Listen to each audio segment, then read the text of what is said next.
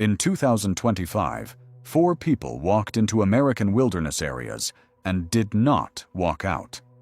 They were not unprepared tourists who underestimated the terrain. They were not reckless adventurers who ignored weather warnings.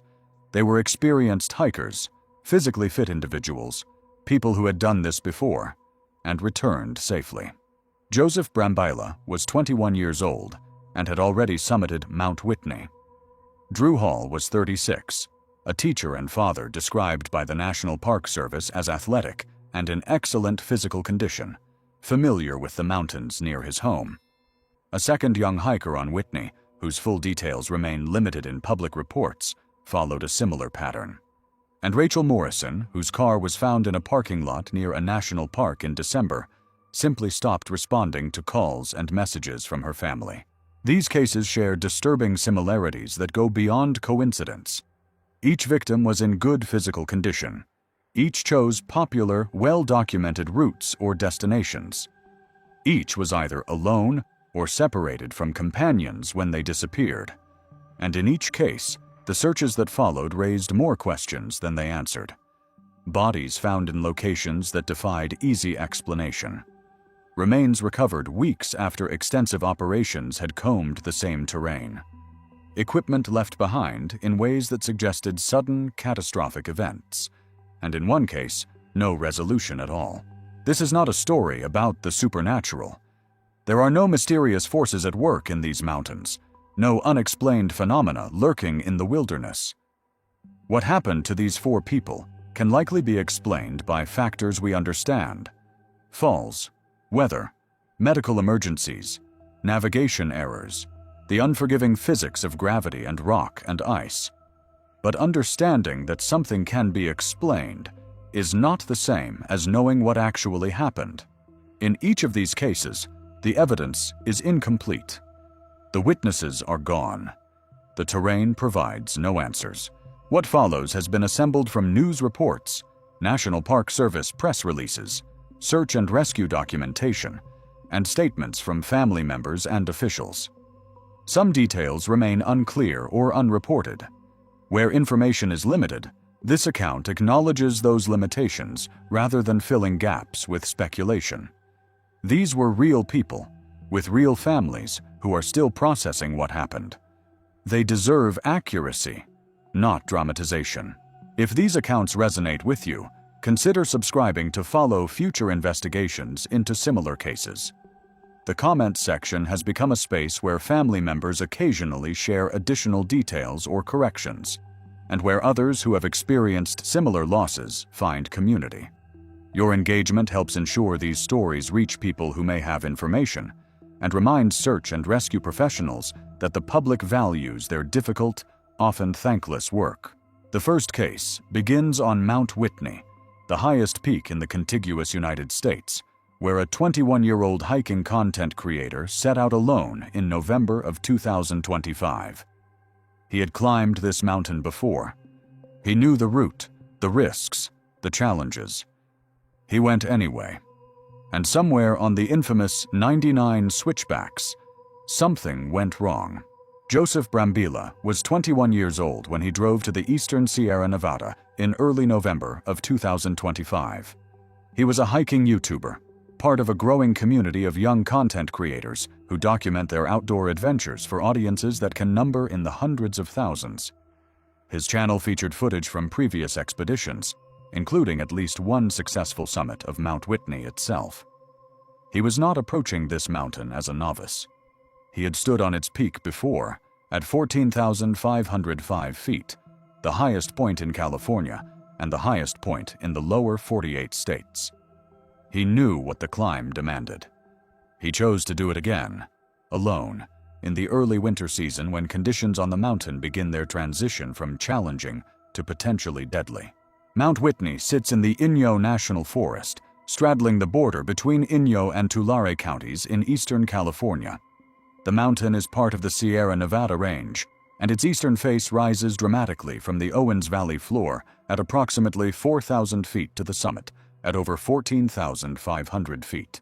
The most technically challenging section of the standard route is a series of tight switchbacks known as the 99 switchbacks. though the actual number varies depending on how one counts. This section climbs from trail camp at 12,000 feet to trail crest at approximately 13,600 feet, gaining 1,600 feet of elevation over approximately 1.7 miles. The switchbacks traverse steep, rocky terrain that becomes increasingly exposed as elevation increases. In summer and early fall, this section is straightforward if strenuous. In late fall and winter, snow and ice transform it into something far more dangerous. The slopes adjacent to the switchbacks become covered in hard-packed snow and ice that can send a hiker sliding hundreds of feet if they lose their footing. This is the area where glissading, the practice of intentionally sliding down snow slopes in a controlled manner, is both popular and potentially fatal. Hikers attempting to glissade in conditions that are too icy or without proper equipment and technique have died on these slopes. The most technically challenging section of the standard route is a series of tight switchbacks, known as the 99 switchbacks, though the actual number varies depending on how one counts. This section climbs from trail camp at 12,000 feet to trail crest at approximately 13,600 feet, gaining 1,600 feet of elevation over approximately 1.7 miles. The switchbacks traverse steep, rocky terrain that becomes increasingly exposed as elevation increases. In summer and early fall, this section is straightforward, if strenuous. In late fall and winter, snow and ice transform it into something far more dangerous. The slopes adjacent to the switchbacks become covered in hard-packed snow and ice that can send a hiker sliding hundreds of feet if they lose their footing. This is the area where glissading, the practice of intentionally sliding down snow slopes in a controlled manner, is both popular and potentially fatal. Hikers attempting to glissade in conditions that are too icy or without proper equipment and technique have died on these slopes. The permit system for Mount Whitney reflects both its popularity and its dangers. During peak season, from May through October, overnight permits are allocated through a lottery system that typically sees demand exceeding supply by a factor of 10 or more. Day use permits are also required during this period. The permit system exists not only to manage environmental impact, but also to ensure that search and rescue resources are not overwhelmed by the volume of hikers attempting the peak. After October 31st, the permit requirements change, and the mountain becomes accessible without advance reservation. This is the period when Joseph Brambilla chose to make his attempt. November on Mount Whitney is a transitional month. The summer crowds have departed. The permit lottery is no longer in effect. The weather can range from mild autumn conditions to full winter storms with high winds, heavy snow, and temperatures well below freezing. The trail conditions are equally variable. Some years, the 99 switchbacks remain largely clear of snow into late November. Other years, significant accumulation begins in October. The only way to know current conditions is to check recent trip reports, contact the ranger station, or simply go and see for oneself. Hikers who attempt Whitney in November and later months are expected to be self-sufficient, experienced in winter mountaineering, and equipped with appropriate gear, including crampons, ice axes, and the knowledge of how to use them. Joseph Brambilla departed for his solo summit attempt on November 10, 2025. The specific details of his preparation, his gear list, and his intended timeline are not fully documented in available public reports. What is known is that he set out alone, that he intended to summit and return, and that he had successfully completed this route at least once before. His previous experience on the mountain would have given him familiarity with the terrain, the landmarks, and the physical demands of the climb. It would also have given him confidence, the belief that he knew what to expect and could handle whatever the mountain presented. The last confirmed contact between Joseph Brambilla and his family occurred sometime around November 10th or 11th. The exact time and nature of this contact, whether it was a phone call, a text message, or a post to social media, has not been specified in public reports.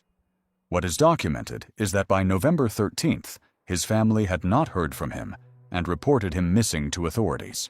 The Inyo County Sheriff Office, which has jurisdiction over the eastern approach to Mount Whitney, began coordinating a response. Before the official missing person report was filed, Other hikers on the mountain had already observed something alarming. On November 12th, hikers in the area of the 99 Switchbacks reported to the sheriff office that they had seen what appeared to be a body on a steep, snow-covered slope adjacent to the trail. The location was on the southern side of the typical switchback route, in an area where hikers sometimes attempt to glissade down snowy slopes rather than walking the switchbacks. The terrain in this area is extremely steep, and a fall or an uncontrolled glissade could easily carry a person hundreds of feet down an icy slope into rocks below. The reports from hikers on November 12th created a situation that would define the next several weeks. A probable body had been located, but reaching it would prove extraordinarily difficult. The weather on Mount Whitney in mid-November of 2025 was already deteriorating. Shortly after the initial sighting, storms moved into the Sierra Nevada, bringing high winds, heavy snowfall, and conditions that made helicopter operations impossible. The body could be seen from the trail. It could be observed from the air when brief weather windows allowed flyovers. But actually reaching it, recovering it, and bringing it down the mountain required conditions that simply did not exist. The search and rescue operation that followed was constrained not by lack of effort or resources, but by the fundamental reality of the environment. Mount Whitney in winter is among the most challenging terrain in North America for rescue operations. The elevation exceeds 14,000 feet, which limits helicopter performance and exposes personnel to altitude-related medical risks. The terrain is steep, rocky, and in winter conditions, covered in ice and unstable snow. The weather can change rapidly, with storms developing within hours and persisting for days. A rescue team that gets caught in a storm on the upper mountain faces the same risks as the people they are trying to save. The Inyo County Sheriff Office coordinates search and rescue operations on the eastern side of Mount Whitney, working with partner agencies, including the National Park Service, Sequoia, and Kings Canyon National Parks, and volunteer search and rescue organizations. These teams have extensive experience with high-altitude rescues and recoveries in the Sierra Nevada. They understood the risks involved in attempting to reach the body during deteriorating weather conditions. They also understood the anguish of family members waiting for information about their loved one. Between mid-November and mid-December of 2025, multiple attempts were made to reach the location where the body had been observed. Each attempt was either aborted before teams could reach the site or prevented from launching entirely due to weather conditions. Helicopter reconnaissance flights confirmed the location of the body when visibility allowed, but could not safely land or hover in position for a long line recovery. Ground teams assessed the feasibility of approaching on foot, but determined that the combination of steep icy terrain, unstable snow conditions, and extreme cold made the risk to rescue personnel unacceptable. For the family of Joseph Brambilla, this period was a particular kind of torment. Their son was almost certainly dead. His body had been located. It was visible to hikers passing on the trail and to aircraft flying overhead. But he remained on the mountain, unreachable for weeks while storms cycled through and temperatures dropped and snow accumulated. The waiting was not due to any failure of effort or commitment by search and rescue teams. It was due to the mountain itself, which does not negotiate and does not compromise. The recovery operation finally succeeded in mid-December of 2025, approximately 5 weeks after Joseph Brambilla was last heard from. A weather window opened that allowed helicopter access to the area.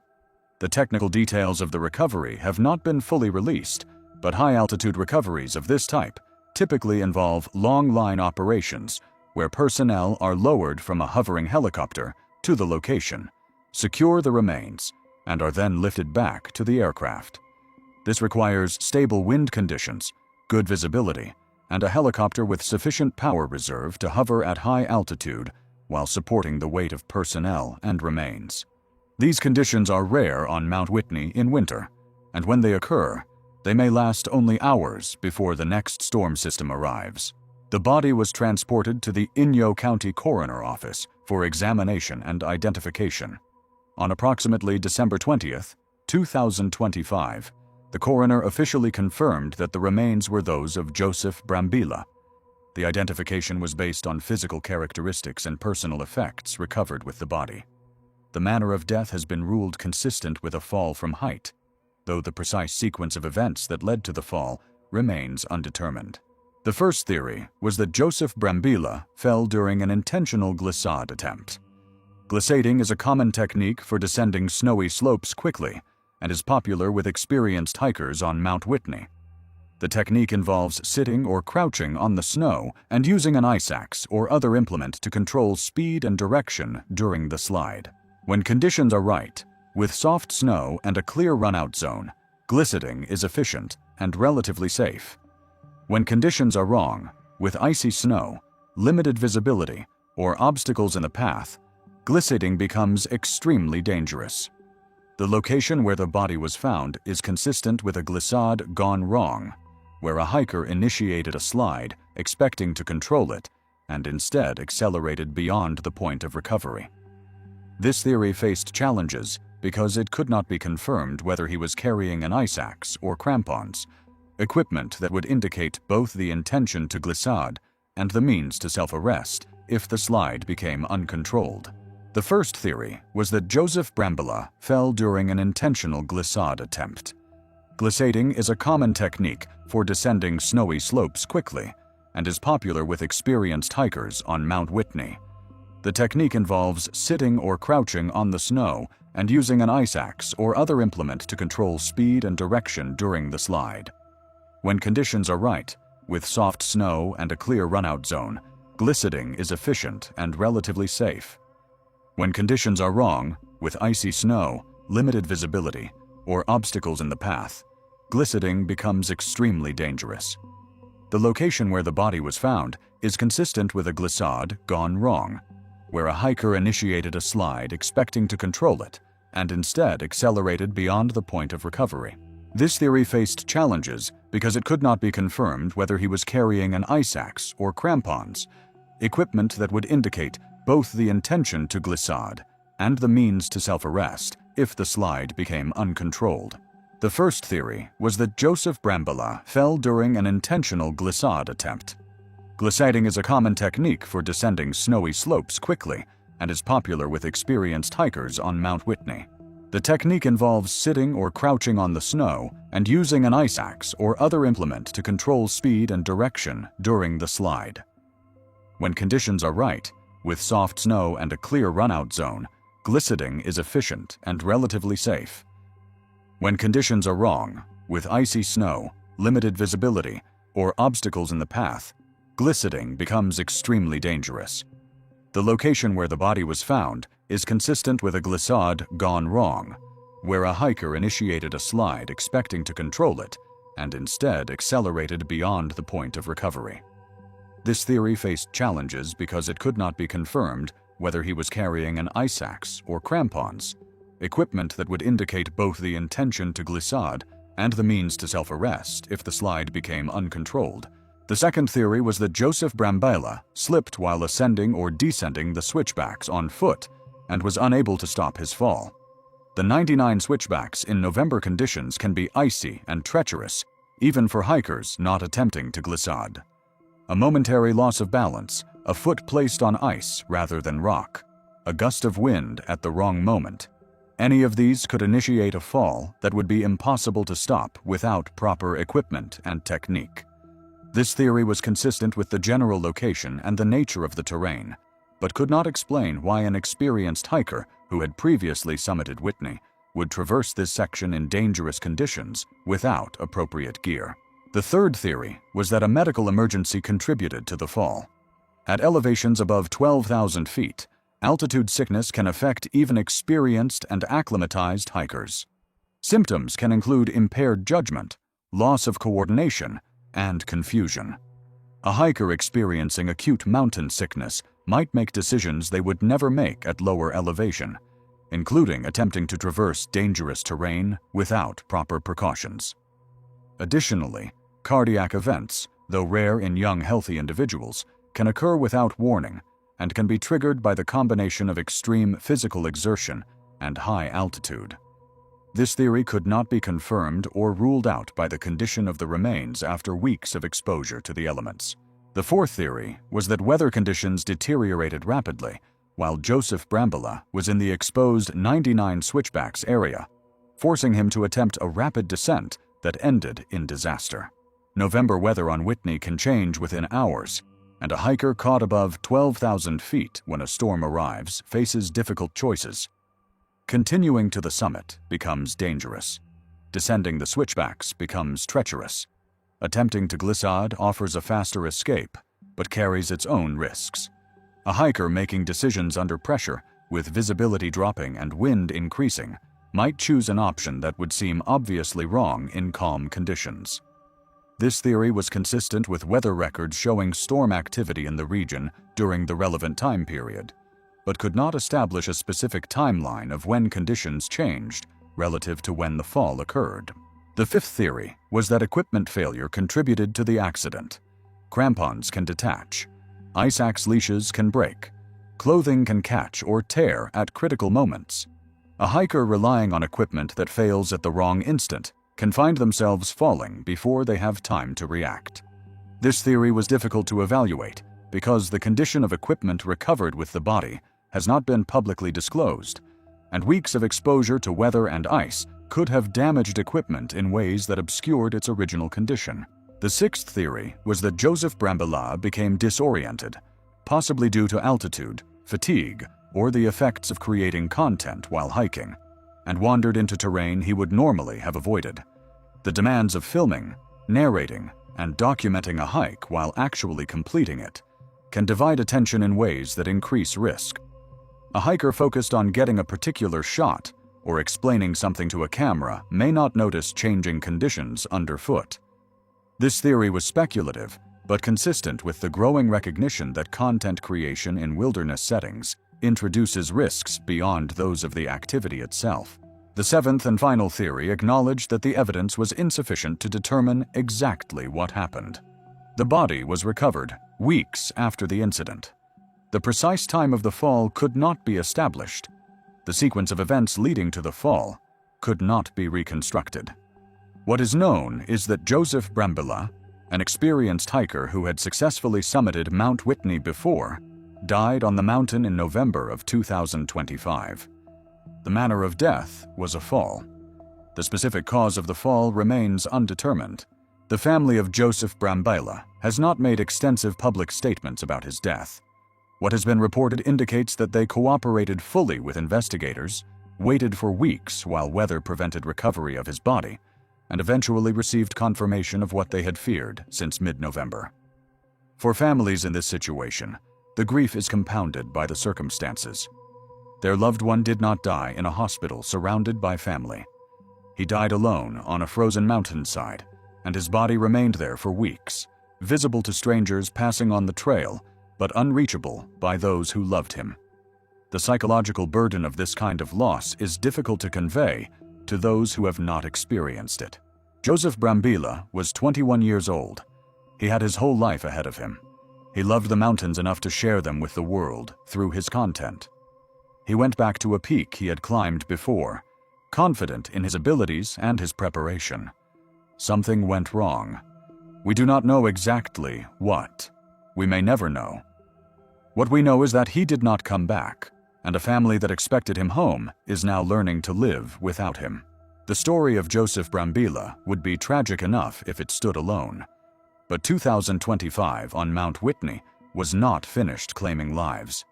In the same season, on the same mountain, another young hiker disappeared and was later found dead in circumstances that echoed the first case in disturbing ways. The details of this second case remain less fully reported in public sources, but what is known suggests a pattern that should concern anyone planning to attempt Whitney in shoulder season conditions. The second Mount Whitney fatality of 2025 involved a young male hiker whose first name appears in some reports as Taylor, though full identification details have been limited in public releases. Like Joseph Brambilla, this hiker was young, apparently experienced, and attempting Whitney in conditions that had transitioned from fall to early winter. Like Brambilla, he set out with confidence in his abilities. Like Brambilla, he didn't return. The timeline of this second case is less precisely documented in available sources than the first case. What is known is that the hiker departed for a summit attempt sometime in the late summer or fall of 2025. He was traveling either alone or with minimal accompaniment. When he failed to return at the expected time, family or friends reported him missing.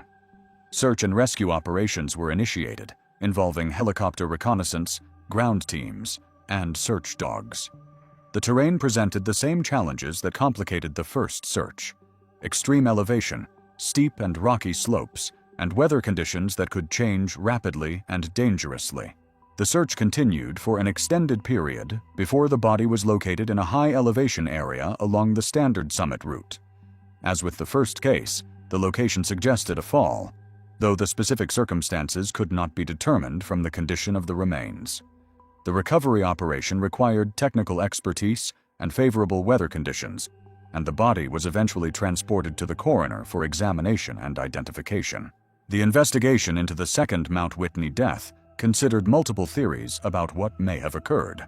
The first theory was that the hiker fell during a glissade attempt on the icy slopes near the 99 switchbacks. Like Joseph Brambilla, he may have attempted to descend quickly by sliding down a snow-covered slope and lost control on hard-packed snow or ice. The location where the body was found was consistent with this theory, as were the general patterns of how hikers use this terrain during shoulder season. This theory faced challenges because the specific circumstances of the fall could not be reconstructed, and it could not be determined whether he had proper glissading equipment or training.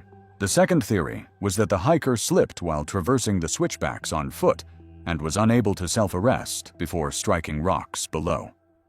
The same icy conditions that may have contributed to the death of Joseph Brambilla would have been present for any hiker attempting this section during the same season. A momentary lapse in concentration, a single misplaced step, could initiate a slide that would be impossible to stop on slopes of this angle and surface condition. This theory was consistent with the terrain and conditions, but could not explain the specific sequence of events. The third theory was that a medical emergency at altitude contributed to or caused the fall. High-altitude pulmonary edema, high-altitude cerebral edema, cardiac arrhythmia, or other acute medical events can strike without warning at elevations above 12,000 feet. A hiker who suddenly becomes dizzy, disoriented, or incapacitated while traversing exposed terrain faces extreme danger, even if the underlying medical event would not be fatal at lower elevation. This theory could not be confirmed or ruled out without detailed autopsy results, which have not been publicly released. The fourth theory was that rapidly deteriorating weather forced the hiker into a dangerous situation. The same storm patterns that affected Mount Whitney throughout November of 2025 could have caught him in an exposed position, forcing decisions that prioritized speed of descent over safety. A hiker attempting to escape an approaching storm might take risks with route selection or technique that would be unthinkable in calm conditions. This theory was plausible given the documented weather patterns, but could not establish a specific timeline. The fifth theory was that the hiker became disoriented due to altitude effects, fatigue, or whiteout conditions, and wandered into terrain that he would normally have recognized as dangerous. Reduced visibility from fog, blowing snow, or flat light can make navigation extremely difficult, even on familiar routes. A hiker who cannot see the terrain ahead may walk directly into a hazard that would be obvious under normal conditions. This theory was consistent with the general challenges of high-altitude navigation, but could not be confirmed by available evidence. The sixth theory was that equipment failure, such as crampon detachment, boot sole separation, or ice axe malfunction, contributed to the accident. Winter mountaineering equipment is subject to significant stress from cold temperatures, ice buildup, and repeated impact. A failure at a critical moment could leave a hiker unable to maintain footing or arrest a fall.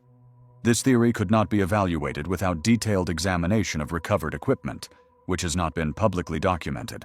The seventh and final theory acknowledged that the evidence available was insufficient to determine exactly what happened. The body was recovered after an extended search in challenging conditions. The precise cause of death could be established as consistent with a fall, but the specific sequence of events that led to that fall remained unknown. Whether he slipped, was caught by weather, experienced a medical emergency, or encountered some other hazard could not be determined from available evidence. The confirmation that a second young hiker had died on Mount Whitney in the same season as Joseph Brambilla prompted coverage in regional and national media. News reports referenced both deaths as part of a broader pattern of fatalities on the highest peak in California.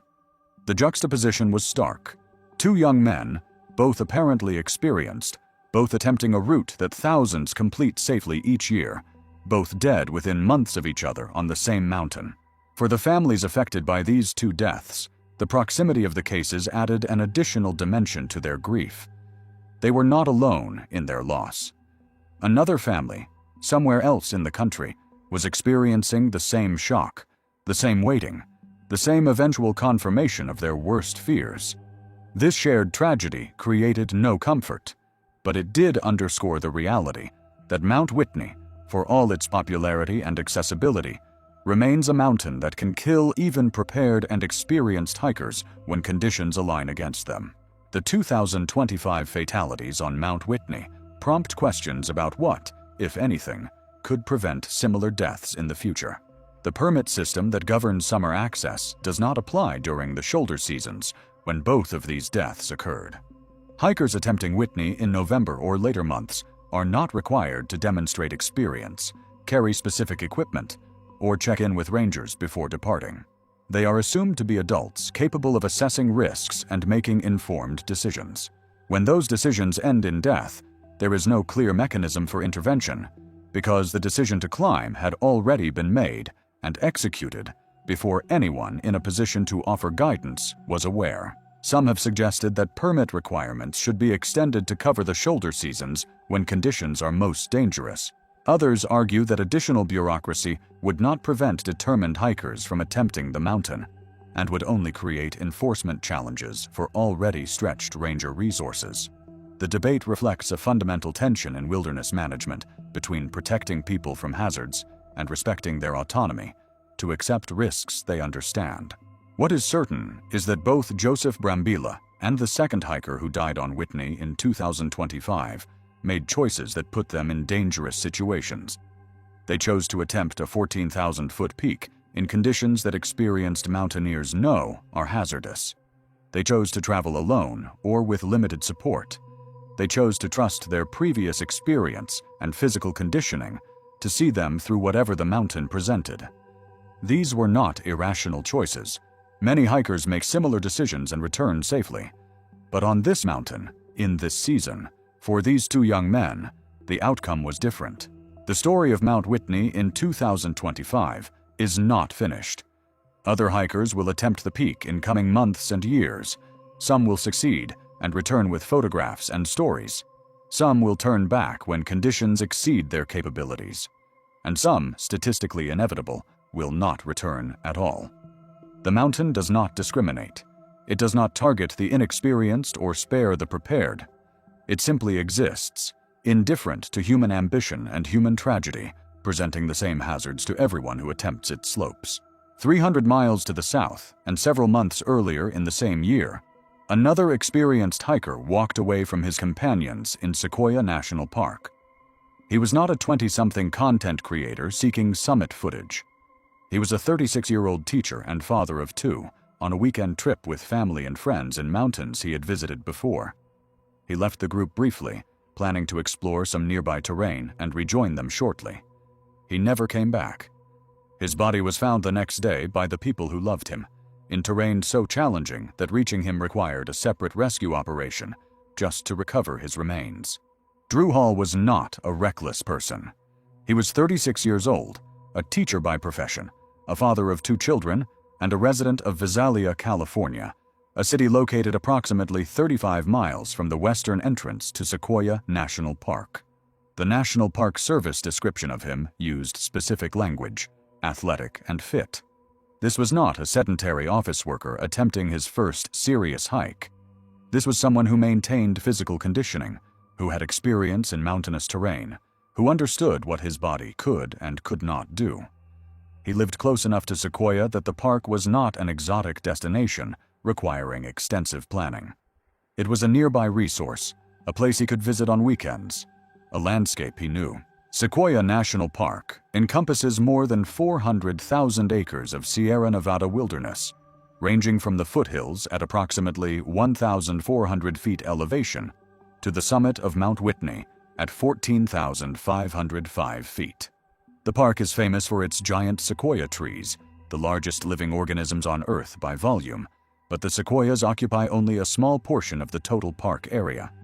The vast majority of Sequoia National Park is high-altitude backcountry, granite peaks, alpine lakes, steep canyons, and terrain that ranges from maintained trails to trackless wilderness, where navigation requires map, compass, and experience. The area around Sawtooth Peak, where Drew Hall was hiking on July 12, 2025, represents some of the most challenging terrain in the park. Sawtooth Peak itself rises to an elevation of 12,343 feet and is named for its jagged, serrated ridgeline that resembles the teeth of a saw blade. The peak is located in the Mineral King area of Sequoia, a high valley at approximately 7,500 feet elevation that serves as a staging area for backcountry expeditions into the surrounding mountains. The trails in this area range from well-maintained paths suitable for day hikers to rough, unmaintained routes that challenge even experienced mountaineers. The National Park Service description of the terrain where Drew Hall was hiking used specific language: very rugged. The trails, to the extent they existed, were described as unmaintained. This terminology has specific meaning in the context of national park management. Maintained trails receive regular attention from trail crews who clear fallen trees, repair erosion damage, install and maintain signage, and ensure that the path remains navigable for hikers of varying skill levels. Unmaintained trails receive none of this attention. They may be former trails that have been abandoned, informal routes created by repeated use, or simply lines on old maps that correspond to terrain features rather than actual constructed paths. Hiking on unmaintained trails requires route-finding skills, comfort with exposure on steep terrain, and acceptance of risks that maintained trails are designed to minimize. July 12, 2025 was a Saturday, a typical day for recreational visitors to Sequoia National Park. Drew Hall was in the park with a group that included family members and friends. The specific composition of the group has not been detailed in public reports, but the presence of multiple people indicates this was a social outing, a shared experience in a landscape that he presumably wanted others to appreciate. The group was hiking in the Mineral King area, in terrain that offered both maintained trails and opportunities for more adventurous exploration. At some point during the day, Drew Hall made a decision that would prove fatal. He chose to separate from the group and explore the challenging terrain around Sawtooth Peak on his own. The plan, as reported, was for him to venture into the unmaintained areas briefly and then rejoin the group at a predetermined time and location. This is a common pattern among experienced hikers traveling with less experienced companions. The stronger, more confident member of the group wants to push further, see more, challenge themselves in ways that would be inappropriate to impose on others. They leave the group temporarily, scratch their exploratory itch, and return before anyone has time to worry. The specific time when Drew Hall departed from the group has not been reported. What is known is that he did not return at the agreed-upon time. As minutes stretched into an hour and beyond, concern within the group grew. They called his name. They searched the immediate area. They retraced the route he had likely taken. When these efforts failed to locate him, they made the decision that transforms a missing hiker from a family problem into an official emergency. They contacted the National Park Service. The report of a missing hiker in Sequoia National Park on July 12, 2025, was not an isolated incident. The same weekend saw multiple search and rescue operations across Sequoia and the adjacent Kings Canyon National Park. National Park Service officials later stated that 2025 had been an extraordinarily challenging year for search and rescue operations in these parks, with approximately 60 such operations conducted over the course of the year. The weekend of July 12th alone saw 5 separate search and rescue incidents.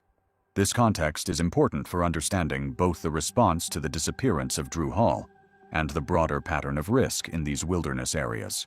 The search for Drew Hall began officially on the morning of July 13, 2025.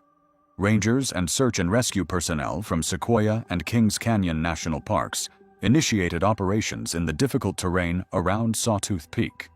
The search involved ground teams working through the unmaintained areas where he had been heading, as well as helicopter support to survey the rocky slopes and cliff bands that characterize this terrain. The challenges were significant. The area is remote, steep, and composed of loose rock and unstable terrain that makes travel slow and dangerous even for trained rescuers. Every searcher who entered that terrain accepted personal risk in the effort to locate a missing person. The search did not last long. At approximately 3 in the afternoon on July 13th, less than 24 hours after Drew Hall had last been seen, his body was found.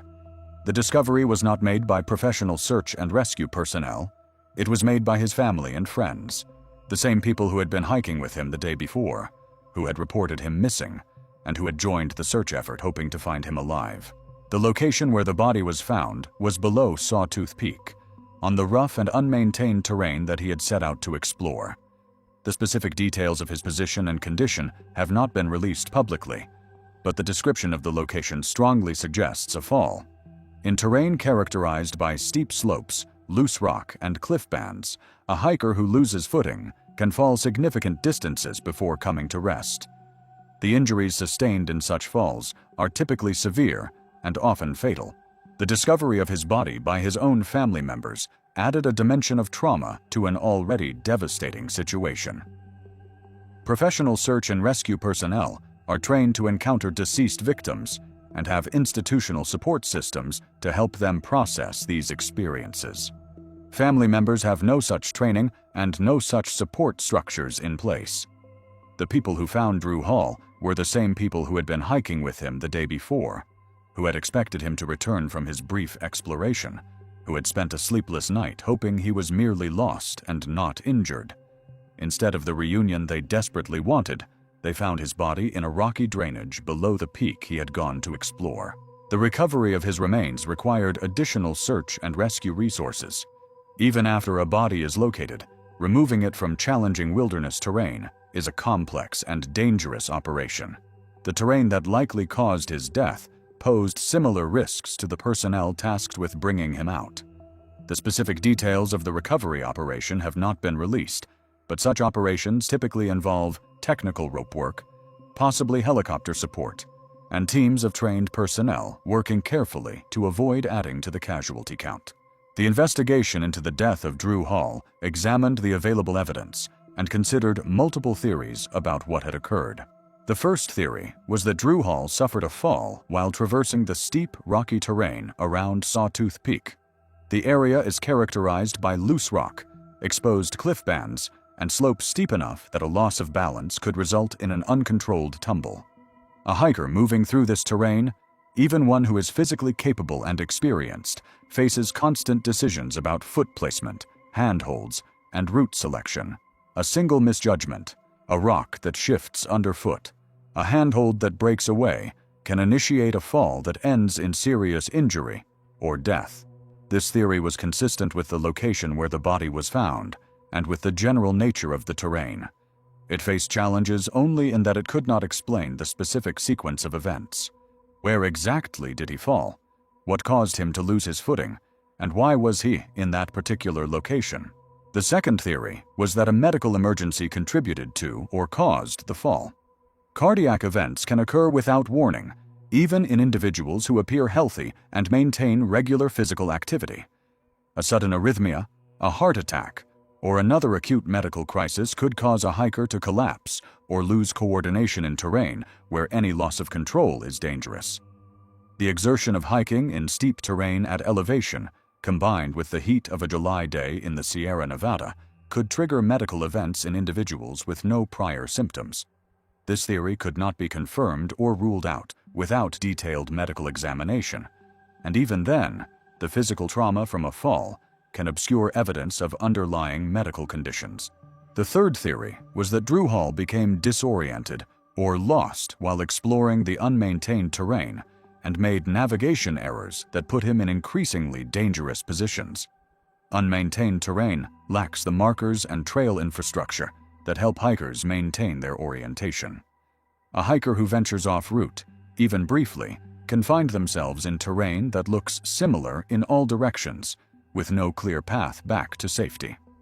Attempts to correct course can compound the problem, leading the hiker into progressively more difficult terrain. This theory was plausible given the nature of the area, but could not explain why an experienced hiker familiar with mountain terrain would continue into obviously dangerous areas rather than turning back. The fourth theory was that environmental conditions contributed to the accident. July in the Sierra Nevada can bring intense afternoon heat at lower elevations, but the high terrain around Sawtooth Peak presents different challenges. Thin air, intense ultraviolet radiation, and the possibility of afternoon thunderstorms that develop rapidly over the peaks. A hiker caught in a sudden storm faces reduced visibility, slippery rock surfaces, and the risk of lightning strikes on exposed ridges. If Drew Hall was attempting to descend quickly to escape deteriorating weather, he may have taken risks he would have avoided in calm conditions. This theory was speculative without detailed weather records for the specific time and location of the incident. The fifth theory was that Drew Hall was attempting a route that exceeded his technical abilities, despite his general fitness and hiking experience. There is a distinction between being an experienced hiker and being an experienced mountaineer. Hiking, even strenuous hiking on steep trails, develops certain skills: endurance, pacing, navigation on maintained paths. Mountaineering develops different skills: rope work, self-arrest on snow and ice, route finding on technical terrain, the ability to assess and manage objective hazards like rockfall and unstable slopes. A hiker who is very fit and experienced on trails may still lack the technical skills needed for safe travel on unmaintained, difficult terrain. This theory could not be evaluated without more detailed information about his specific background and training. The sixth theory was that rockfall or other objective hazard struck Drew Hall while he was in an exposed position. Mountain terrain is not static. Rocks loosened by freeze-thaw cycles, animal activity, or the passage of other hikers can release without warning and fall onto anyone below. A hiker traversing beneath cliff bands or steep slopes faces this risk regardless of their own skill and caution. A single falling rock, striking a person in the head or knocking them off balance, can initiate a fatal sequence of events. This theory was impossible to confirm, but consistent with the nature of the terrain. The seventh and final theory acknowledged that the evidence available was insufficient to determine exactly what happened to Drew Hall. He left his group to explore challenging terrain. He did not return. His body was found below Sawtooth Peak the following day. The location and nature of his injuries were consistent with a fall, but the precise cause of that fall could not be established. Whether he slipped, suffered a medical emergency, was struck by rockfall, or encountered some other hazard could not be determined from the available evidence. The National Park Service statement regarding the death of Drew Hall emphasized the broader context of search and rescue operations in Sequoia and Kings Canyon during 2025. The approximately 60 operations conducted that year, including 5 on the same weekend as his death, indicated a level of demand that strained available resources. Park officials noted that many of these incidents occurred in challenging, unmaintained terrain where hikers had ventured beyond marked trails. The statement did not assign blame to victims, but did implicitly acknowledge a pattern. People were getting into trouble in terrain that exceeded their preparation or abilities. The same weekend that Drew Hall died below Sawtooth Peak, search and rescue teams in Sequoia were also searching for a woman named Jo Marie Calasanz, who had been swept away by the water of Paradise Creek. That search, which continued for multiple days, with divers searching 5 to 7 miles of riverbed, ultimately failed to locate her. As of available public reports, Jo Marie Calasanz remains missing. Her case and the death of Drew Hall together illustrate the range of hazards present in wilderness areas, the mountains that can kill through falls, and the water that can kill through drowning, both operating in the same park during the same weekend. For the family of Drew Hall, the aftermath of his death involved grief compounded by the circumstances of discovery. His wife lost a husband. His 2 children lost a father. His friends who were hiking with him that day carried the memory of a pleasant outing that ended in tragedy. The family members who found his body carry an additional burden that no amount of time fully erases. They went looking for someone they loved, hoping to find him alive, and instead found him dead in a rocky drainage in the wilderness. The community of Visalia, where Drew Hall lived and worked as a teacher, also felt the loss. Teachers occupy a particular place in community life. They interact with dozens or hundreds of children each year, shaping young minds and serving as role models for students who may remember them decades later. A teacher who dies unexpectedly leaves a gap not just in their own family, but in the fabric of the community they served. Students who knew Drew Hall, parents who entrusted their children to his care, colleagues who worked alongside him, all found themselves processing a loss that extended beyond the personal into the communal. The Sawtooth Peak area of Sequoia National Park remains open to hikers.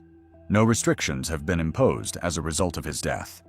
The terrain that killed him is the same terrain it was before: challenging, unmaintained, beautiful, and dangerous. Future hikers will make the same decision he made, to leave the maintained trails and explore the wilder parts of the park. Most of them will return safely. Some of them, statistically inevitable, will not. The question of what the death of Drew Hall should teach us has no simple answer. He was not unprepared or inexperienced. He was physically capable, familiar with mountain terrain, making a choice that thousands of hikers make every year without incident. He separated from his group briefly, planning to rejoin them shortly. Something went wrong. We do not know exactly what. We may never know. The evidence does not provide explanations, and the dead cannot tell us what happened in the moments before they died. What we can say with certainty is that Drew Hall loved the mountains enough to spend his free time exploring them. He wanted to see what was beyond the maintained trail, to challenge himself against terrain that most people never experience. This impulse, the drive to explore and discover and push beyond comfortable limits, is fundamental to human nature. It has driven every expedition, every summit attempt, every venture into unknown territory throughout human history. Sometimes it leads to triumph. Sometimes it leads to tragedy. Drew Hall experienced the latter, and his family and community are left to reconcile their grief with the knowledge that he died doing something he loved. 5 months after Drew Hall died below Sawtooth Peak and hundreds of miles from the granite peaks of Sequoia, another disappearance occurred that would add to the toll of 2025. This case differed from the previous 3 in important ways. The victim was female, not male. She was not on a summit attempt or an ambitious backcountry expedition. She simply drove to a parking lot near a national park, left her car there with her belongings inside, and was never seen again. As of the most recent available information, her fate remains unknown. Rachel Morrison was in her late 20s, a young woman whose life before December of 2025 had given no indication that she would become a missing persons case. The details of her background, her profession, her relationships, and her reasons for traveling to the national park area have been limited in public reports, in part because the investigation remains ongoing, and in part because her family has not sought extensive media coverage. What is known comes primarily from initial news reports about her disappearance and the search that followed. The timeline of the disappearance of Rachel Morrison begins with an absence of communication. In early December of 2025, her family and friends noticed that she had stopped responding to phone calls and text messages. This silence extended over several days, growing from mildly concerning to deeply alarming as attempts to reach her repeatedly failed. The people who knew her understood that this was not normal behavior. Rachel Morrison was not someone who dropped out of contact for days at a time without explanation. Something was wrong. The discovery that transformed worry into active investigation came when her vehicle was located. Her car was found parked in a lot near a national park. The specific park has been identified in reports only as a national park, without naming which of the more than 400 sites in the national park system was involved. The parking lot was a designated area for visitors accessing the park, the kind of lot where hikers leave their vehicles while they explore trails, where day visitors park while they walk to viewpoints, where the ordinary business of recreation generates rows of cars that are eventually reclaimed by their owners at the end of the day. Her car had not been reclaimed.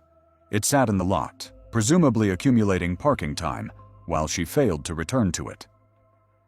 When family members or police located the vehicle, they found her personal belongings inside. The specific items found have not been detailed in public reports, but the presence of personal effects in an abandoned vehicle at a trailhead carries obvious implications. She had not driven away. She had not taken her belongings with her to some other destination. She had arrived at this parking lot, left her car and her things, and gone somewhere from which she did not return. The search for Rachel Morrison began as soon as her vehicle was located, and the implications became clear. Law enforcement and search and rescue teams initiated operations in the area surrounding the parking lot. The search involved multiple components typical of missing person investigations in wilderness areas.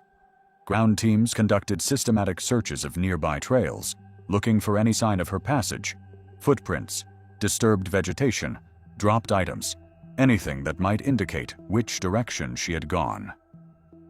Helicopters flew over the surrounding terrain, using both visual observation and thermal imaging to search for a person who might be injured, stranded, or deceased in the wilderness. Investigators reviewed any available surveillance footage from the parking area and access roads, hoping to establish a timeline of when she had arrived and whether she had been alone. The challenges facing the search teams were substantial.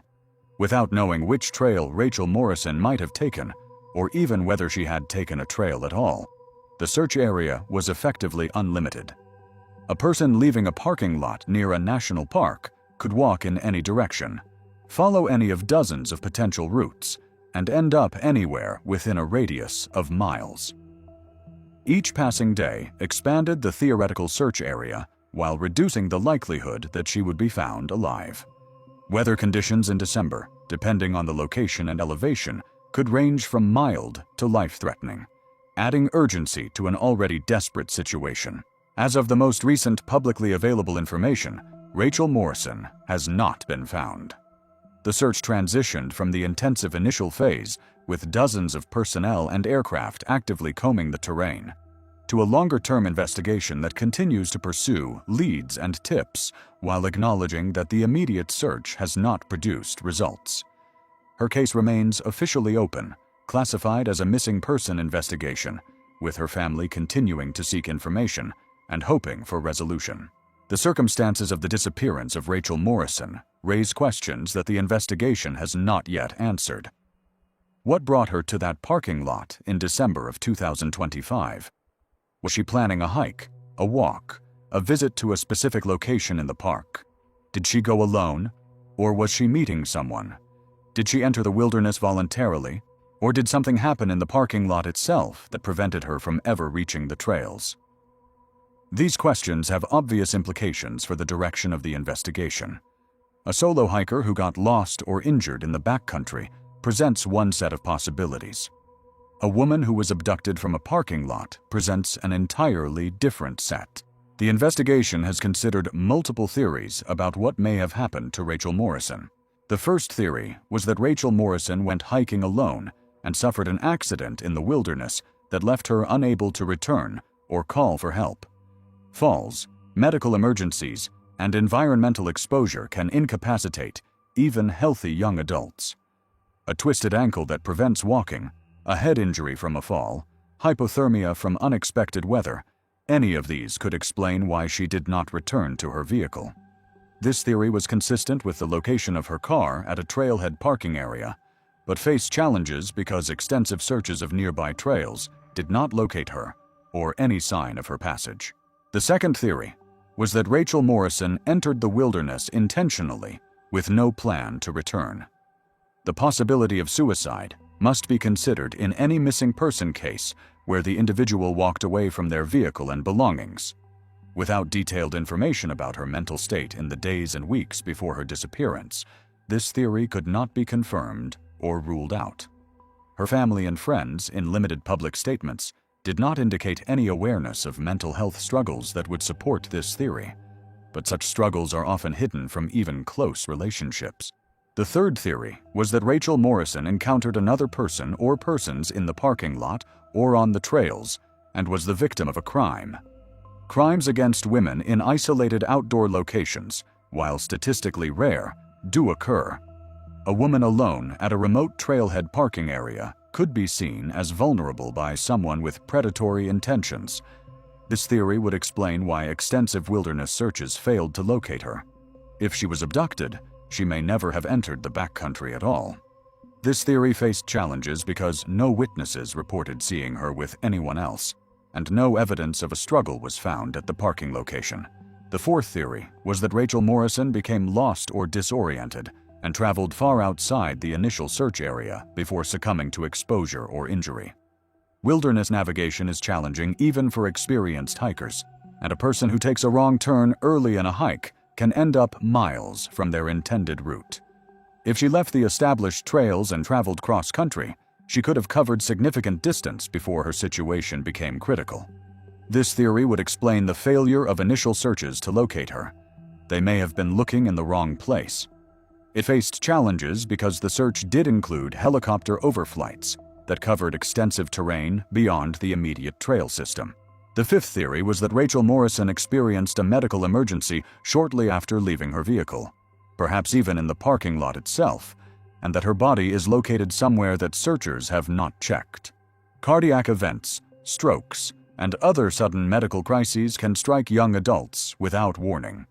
If she collapsed in dense vegetation, a ravine, or another concealed location very close to the parking area, she might not be visible to searchers passing nearby. This theory could explain the proximity of her belongings to her ultimate location, but required accepting that trained search teams with dogs and aircraft missed her presence in an area they thoroughly searched. The sixth theory was that Rachel Morrison staged her own disappearance for reasons unknown. Adults have the legal right to leave their lives behind and start over elsewhere. A person who wants to disappear can drive to a remote location, leave their vehicle and belongings to suggest an accident or crime, and then travel away from the area by other means. This theory was highly speculative and not supported by any reported evidence of financial preparation, relationship problems, or other factors that typically motivate voluntary disappearances. Public statements from her family indicated no knowledge of any reason she would want to disappear. The seventh and final theory acknowledged that the evidence was insufficient to determine what happened to Rachel Morrison. She drove to a parking lot near a national park. She left her car and belongings there. She was never seen again. Every other detail, where she went, what happened to her, whether she is alive or dead, remains unknown. The investigation continues, but absent new evidence or information, her fate may never be determined. The family of Rachel Morrison has faced a particular kind of anguish that differs from the families of Joseph Brambilla and Drew Hall. Those families received terrible news, but they received news. They know what happened to their loved ones. They have bodies to bury, causes of death to understand, some degree of closure, however painful. The Morrison family has none of this. They do not know if Rachel is alive or dead. They do not know if she suffered or if her end, if it came, was quick. They cannot bury her because they do not have her. They cannot mourn her completely because the possibility, however remote, that she might still be alive somewhere prevents the finality that mourning requires. This state of suspended grief, of not knowing, is recognized by psychologists as one of the most difficult experiences a family can endure. The term used is ambiguous loss, a situation where a loved one is physically absent, but their status remains uncertain.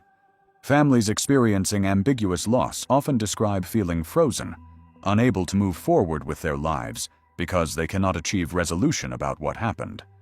They may cycle between hope and despair, between believing their loved one is alive somewhere and accepting that they are probably dead. This psychological toll continues indefinitely, for years or even decades, until either the missing person is found or the family reaches their own internal resolution. The case of Rachel Morrison also raises broader questions about safety in and around national parks.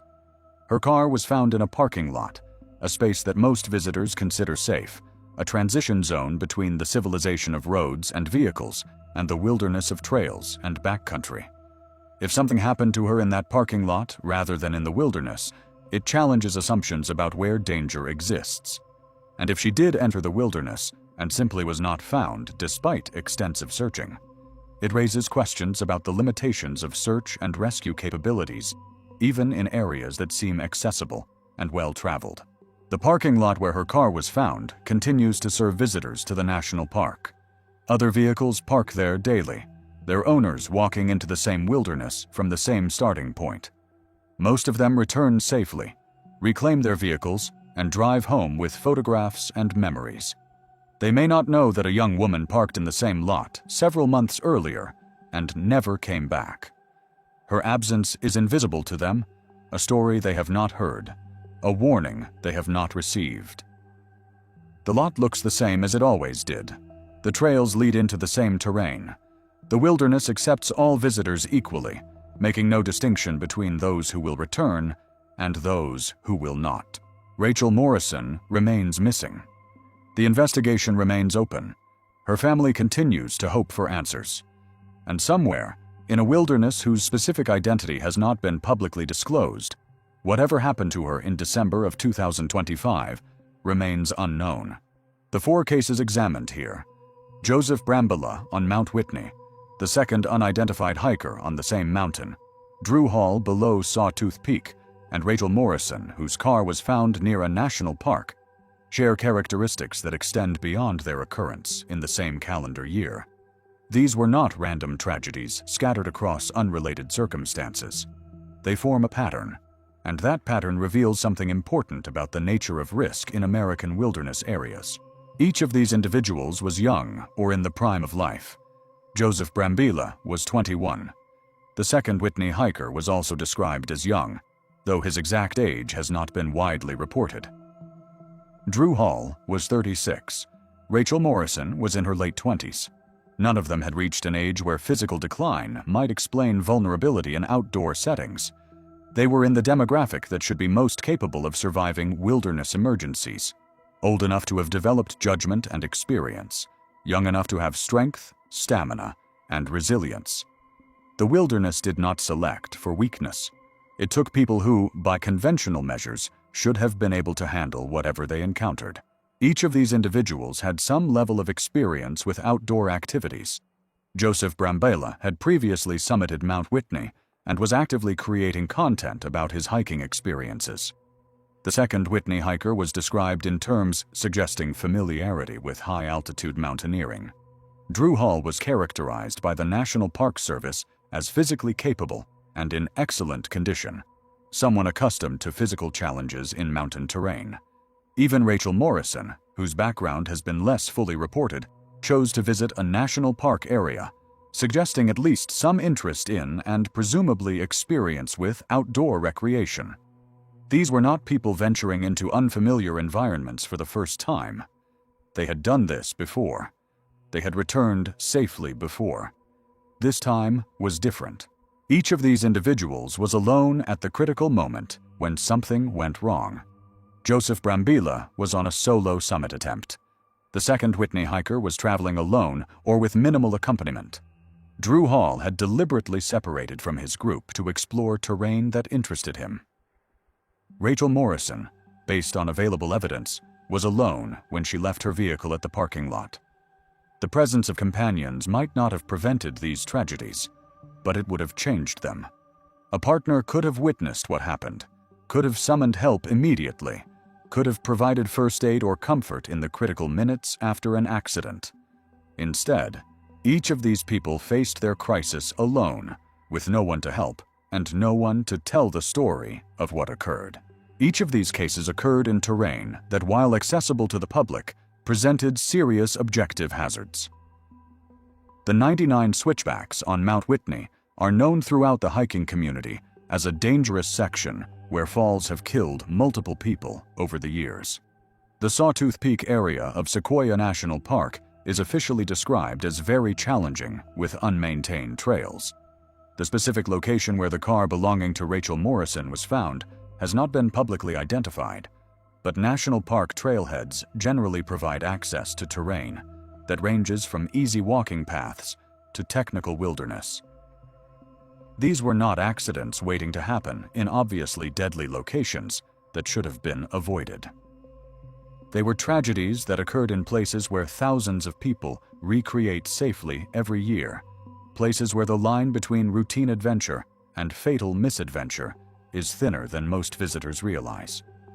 Each of these cases resulted in searches that either found the victim deceased or failed to find them at all. The search for Joseph Brambilla located his body, but could not reach it for weeks due to weather conditions. The search for the second Whitney hiker eventually recovered remains after an extended period.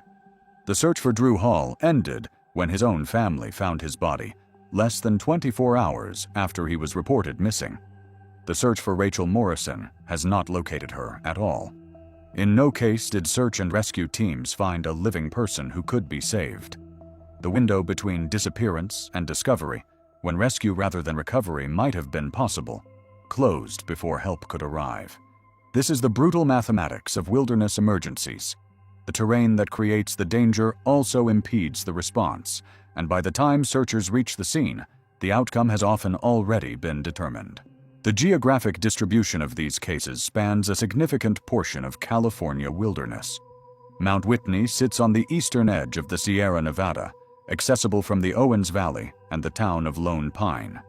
Sequoia National Park lies on the western slope of the same mountain range, accessible from the Central Valley. The specific location of the disappearance of Rachel Morrison has not been disclosed, but the reference to a national park suggests federal land somewhere in the American West. These are not obscure, rarely visited locations. Mount Whitney is the most popular 14er in California and one of the most climbed high peaks in the United States. Sequoia National Park receives more than 1 million visitors annually. The parking lots near national parks see thousands of vehicles every week during peak seasons. These tragedies occurred in places that are, by wilderness standards, heavily trafficked and well documented. The temporal clustering of these cases within a single calendar year may or may not be significant. 4 deaths or disappearances among the millions of people who visit wilderness areas annually does not necessarily indicate an unusual pattern. People die in national parks every year. The National Park Service tracks these statistics and publishes annual reports documenting fatalities from falls, drowning, vehicle accidents, medical emergencies, and other causes. In most years, the numbers are consistent with the inherent risks of outdoor recreation. A certain percentage of the millions who visit will experience emergencies, and a certain percentage of those emergencies will be fatal. 2025 may have been a particularly deadly year, or it may simply have been a year when several high-profile cases attracted media attention, while similar cases in other years went largely unnoticed. What these cases collectively demonstrate is not that wilderness areas are unusually dangerous, or that some mysterious force is claiming victims. They demonstrate that wilderness areas are exactly as dangerous as they have always been, and that danger does not discriminate based on age, fitness, experience, or intention. Joseph Brambilla had climbed Whitney before. Drew Hall lived 35 miles from Sequoia and presumably knew the terrain. The second Whitney hiker was described as experienced. Rachel Morrison chose a location for her visit, suggesting some familiarity with outdoor recreation. None of this protected them. The mountain did not check their resumes before they fell. The wilderness did not verify their experience levels before they encountered whatever hazards ended their lives or their presence in the known world. The families of these 4 individuals now belong to a community that no one joins voluntarily. The families of the missing and the dead in American wilderness. This community spans the country and crosses all demographic boundaries. It includes the parents of children who wandered away from campsites and were never found. It includes the spouses of experienced hikers who set out on familiar trails and did not return. It includes the siblings of climbers who fell, the children of hunters who got lost, the friends of kayakers who capsized. Each family in this community carries a unique burden of grief, but they share common experiences: the waiting, the hoping, the searching, the moment when hope ends and mourning begins. For some, like the family of Rachel Morrison, even that grim milestone remains out of reach because the uncertainty continues indefinitely. The responses to these tragedies vary among families. Some become advocates for wilderness safety, channeling their grief into efforts to prevent similar losses. They speak at schools and community groups, warning young people about the risks of solo hiking and the importance of preparation. They work with search and rescue organizations, providing funding or volunteer hours, or simply the reminder that every search matters, because every missing person has a family waiting for news. They establish memorial funds and scholarships in the names of their lost loved ones, ensuring that something positive emerges from incomprehensible loss. Other families withdraw from public engagement, protecting their grief as a private matter, not to be shared with strangers.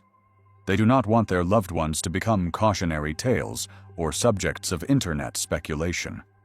They do not want to read comments from people who did not know the deceased offering theories about what went wrong, or criticism of decisions made under circumstances the commenters cannot understand.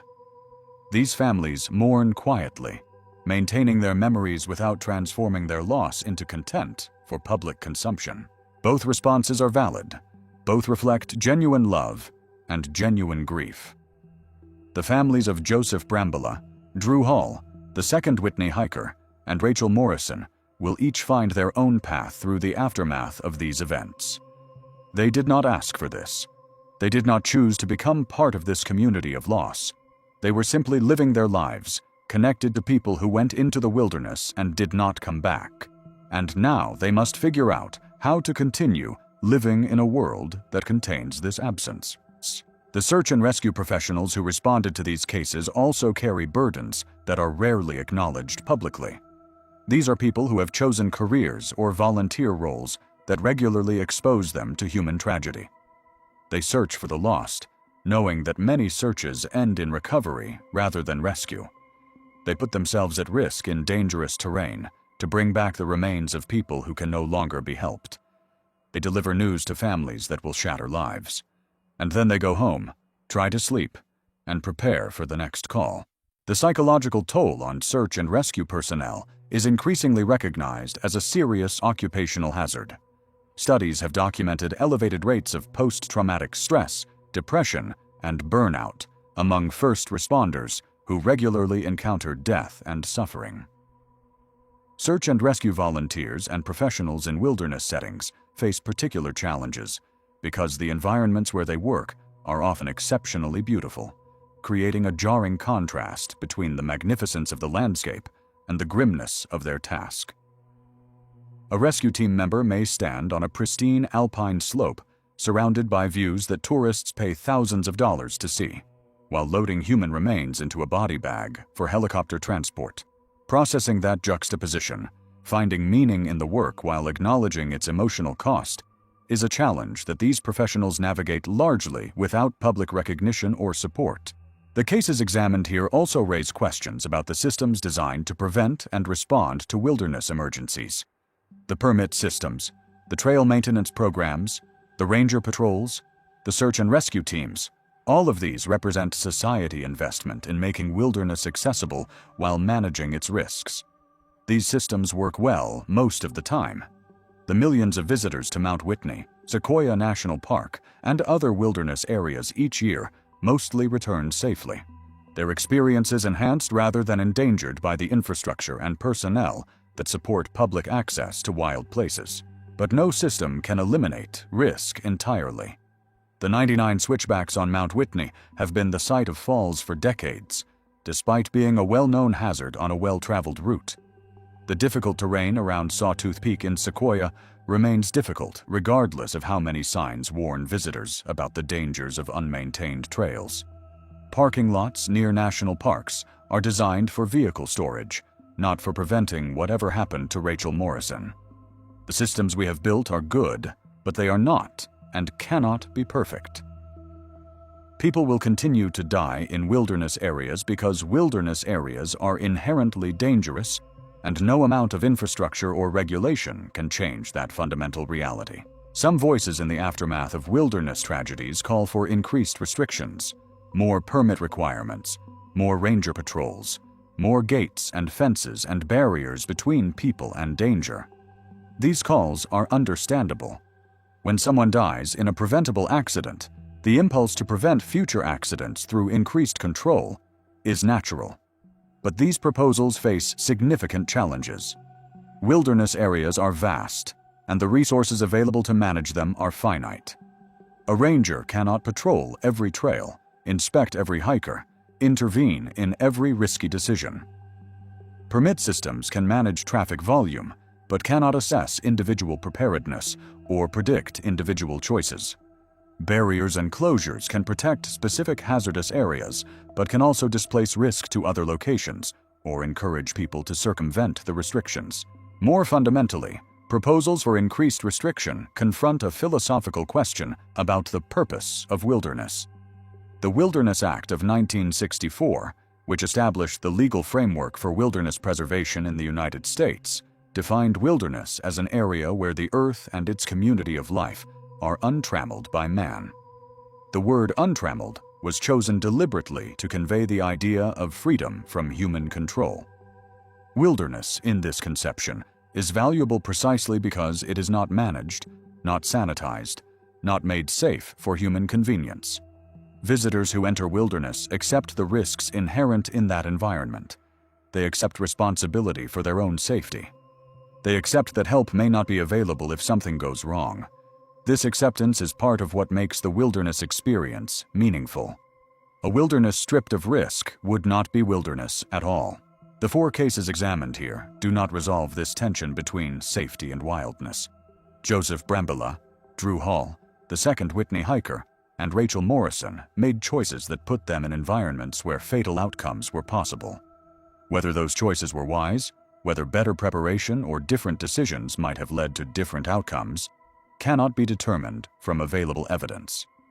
What we can say is that they exercised the freedom that wilderness provides, the freedom to challenge oneself against terrain that does not care about human ambition, the freedom to accept risks that modern society usually seeks to eliminate, the freedom to succeed or fail on one's own terms in landscapes that predate human existence and will outlast human civilization. That freedom has consequences. Sometimes those consequences are summit photographs and trail memories and the satisfaction of accomplishment.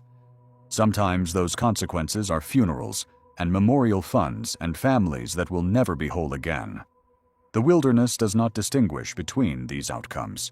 It simply exists, indifferent to human hopes and human tragedies, accepting all who enter and releasing most, but not all of them, back to the world they came from. The specific questions raised by each of these cases remain largely unanswered. We do not know exactly what caused Joseph Brambilla to fall on the 99 switchbacks. We do not know the precise sequence of events that killed the second hiker on Mount Whitney in the same season. We do not know what happened in the moments before the death of Drew Hall below Sawtooth Peak, whether he slipped, suffered a medical crisis, was struck by rockfall, or encountered some other hazard. We do not know where Rachel Morrison went after she left her car in the parking lot, whether she is alive or dead, whether she entered the wilderness voluntarily or was prevented from doing so by circumstances we cannot yet identify. These unknowns are frustrating for families, for investigators, and for anyone seeking to understand these events. Humans are pattern-seeking creatures who want explanations, causes, narratives that make sense of senseless loss. The wilderness often denies us these satisfactions. The dead cannot tell us what happened. The terrain does not preserve evidence for later analysis. The moments before a fatal fall or a final disappearance are witnessed only by the victim. and that testimony is lost with them. What we can know, with certainty, is that these were real people who were loved by real families. Joseph Brambilla was someone's son, someone's friend, someone who had dreams and plans, and a YouTube channel where he shared his love of mountains with the world. Drew Hall was a husband, a father, a teacher who shaped young minds and made his community better through his work. The second Whitney hiker was known to people who have not shared his story publicly, but who mourn him privately. Rachel Morrison is missing but not forgotten. Her absence a wound that will not heal until her fate is known, and perhaps not even then. These people deserve to be remembered as individuals, not reduced to statistics or cautionary tales. Their deaths and disappearances should prompt reflection about the risks of wilderness recreation, but that reflection should not overshadow recognition of who they were and what they meant to the people who knew them. Each of them, in going to the mountains, was doing something that humans have done for millennia. Seeking challenge, seeking beauty, seeking something that cannot be found in the safety of civilization. That seeking is part of what makes us human. It should not be condemned because it sometimes ends in tragedy. The year 2025 added these 4 names to the long list of people who have been lost in American wilderness. That list extends back to the earliest human presence on this continent and will continue to grow as long as people venture into wild places. Every name on that list represents a story, a family, a gap in the world where someone used to be. Most of those names are forgotten by all but those who knew them personally. A few become famous, their cases analyzed in books and documentaries and internet forums. Most fall somewhere in between, remembered by family and friends, noted briefly in local news coverage, and then gradually fading from public memory as new tragedies capture attention and old ones recede into the past. Joseph Brambilla, Drew Hall, the second Whitney hiker, and Rachel Morrison may or may not be remembered beyond the immediate aftermath of their cases. Their families will remember them always. Friends and colleagues will remember them for years. The broader public will remember them only if their stories continue to be told. If accounts like this one keep their names in circulation. If the questions their cases raise continue to be asked by people who never knew them. If this account has been meaningful to you, consider sharing it with others who might find value in understanding these cases. Leave a comment with your thoughts, your questions, or your own experiences with wilderness risk. These comments become part of a larger conversation about how we, as a society, engage with wild places and accept or mitigate the dangers they present. Family members of the missing and deceased sometimes read these discussions, finding solace in knowing that their loved ones are not forgotten, or finding pain in thoughtless speculation. Be mindful of that reality as you engage. These are not abstract puzzles to be solved. They are human tragedies that continue to affect real people who are still grieving. The wilderness will continue to attract visitors. Mount Whitney will see thousands of summit attempts in the coming year. Sequoia National Park will welcome over 1 million visitors. Parking lots near national parks across the country will fill with vehicles belonging to people seeking recreation, adventure, escape, or simply a few hours in beautiful surroundings. Most of these visitors will return safely. They will post photographs on social media, tell stories to friends and family, and plan their next outdoor adventure. They will not think about the people who did not return, the vehicles that remained unclaimed, the families that received the worst possible news, and somewhere, in some wilderness area, the next tragedy is waiting to happen. Not because the wilderness is malevolent, not because some unexplained force targets victims, but simply because risk is inherent in wild places, and some percentage of those who accept that risk will experience the worst outcomes. We do not know who it will be. We do not know when or where or how. We only know that it will happen, that another family will join the community of the bereaved, that another search will be launched, that another name will be added to the list. This is not a reason to stay out of the wilderness. The value of wild places, the experiences they offer, the growth and challenge and beauty they provide, all of this remains real despite the risks. But it is a reason for honesty about what those risks entail. It is a reason for preparation, for humility, for recognition that experience and fitness and equipment are not guarantees of safety. It is a reason to tell the people we love where we are going and when we expect to return. It is a reason to turn back when conditions exceed our abilities, even if turning back means not reaching the summit or not seeing the view we hoped to see. It is a reason to remember that the mountains will be there next time, but we will only have a next time if we survive this time. Joseph Brambilla did not survive his November 2025 attempt on Mount Whitney. Drew Hall did not survive his July 2025 exploration of the terrain around Sawtooth Peak. The second Whitney hiker did not survive whatever circumstances led to the discovery of remains on the highest peak in California. The fate of Rachel Morrison remains unknown, which is its own kind of tragedy. She is suspended between presence and absence, her story incomplete, her family unable to mourn or to hope with any certainty. These 4 people walked into the wilderness in 2025. 3 of them are confirmed dead. 1 remains missing. Their stories do not have satisfying conclusions or clear explanations. They have only facts, partial and incomplete, and questions that may never be answered. This is often how wilderness tragedies end, not with resolution, but with uncertainty, not with understanding, but with acceptance that some things cannot be understood. The investigations remain open, the evidence remains incomplete, and the families of Joseph Brambilla, Drew Hall, the second Whitney hiker, and Rachel Morrison continue to live with questions that may never be answered.